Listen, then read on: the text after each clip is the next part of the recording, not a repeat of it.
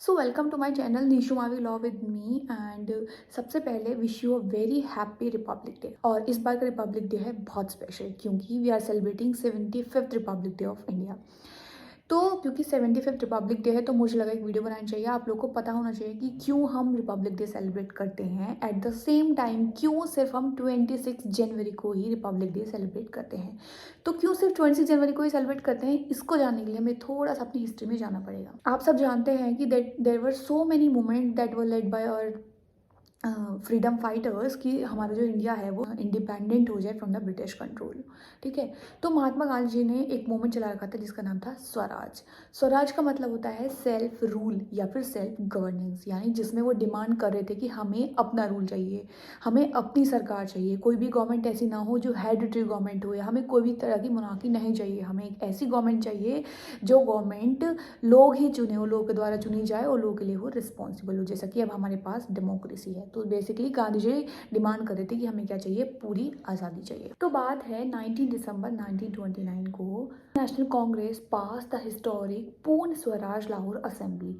और 31 दिसंबर 1929 को हमारे पहले प्रधानमंत्री पंडित जवाहरलाल नेहरू जी ने रावी नदी के किनारे हमारा देश का झंडा फहरा दिया था। उसके बाद बात आती है 26 जनवरी 1930 को। फाइनली नेशनल कांग्रेस ने डिक्लेयर कर दिया था कि अब हम पूरी तरह आज़ाद हैं, और डिक्लेयर कर दिया था पूर्ण स्वराज यानी कंप्लीट इंडिपेंडेंस।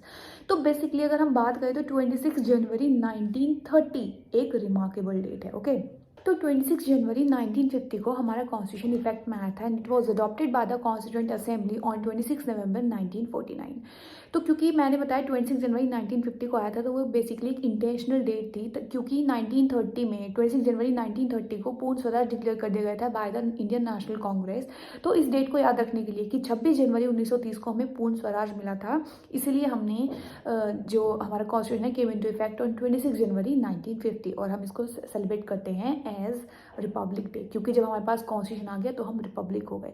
रिपब्लिक का मतलब होता है कि ऐसी गवर्नमेंट जहाँ पे government is elected by the people, और लोग उसको चुनते हैं, लोगों के द्वारा चुनी जाती है, लोगों के लिए चुनी जाती है, और गवर्नमेंट लोगों के लिए रिस्पॉन्सिबल भी होती है, उनको आंसरेबल होती है।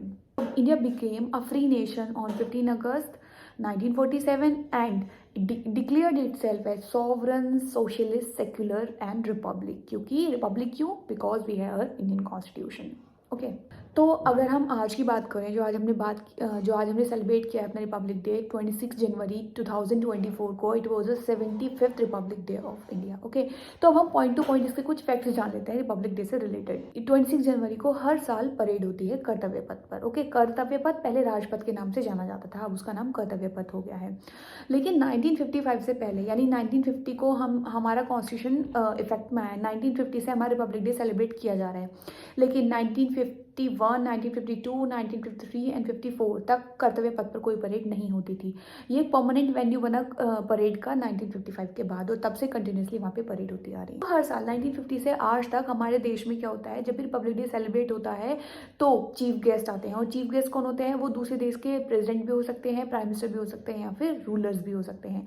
अगर हम फर्स्ट चीफ गेस्ट की बात करें, जब 1950 में सेलिब्रेट किया गया था Republic day, so he was a president of Indonesia, president Sukarno. Okay, 1950 की मैं बात कर रही हूँ। तो अगर मैं बात करूँ 1955 से, जब से कर्तव्य पथ पर परेड होनी शुरू हुई है, तो कर्तव्य पथ पर जब से परेड हुई है उसके पहले चीफ गेस्ट थे, यानी 1955 के पहले चीफ गेस्ट थे पाकिस्तान के गवर्नर जनरल मलिक गुलाम मोहम्मद। ओके, तो सबसे पहले चीफ गेस्ट इन 1950 इंडोनेशिया के प्रेसिडेंट, और 1955 यानी जब कर्तव्य पथ पर परेड होनी शुरू हुई तो governor general of the Pakistan. ठीक है, और अगर हम आज की बात करें, आज रिपब्लिक डे सेलिब्रेट किया गया, उस पर कौन चीफ गेस्ट थे? तो he was the president of France and he was Emmanuel Macron.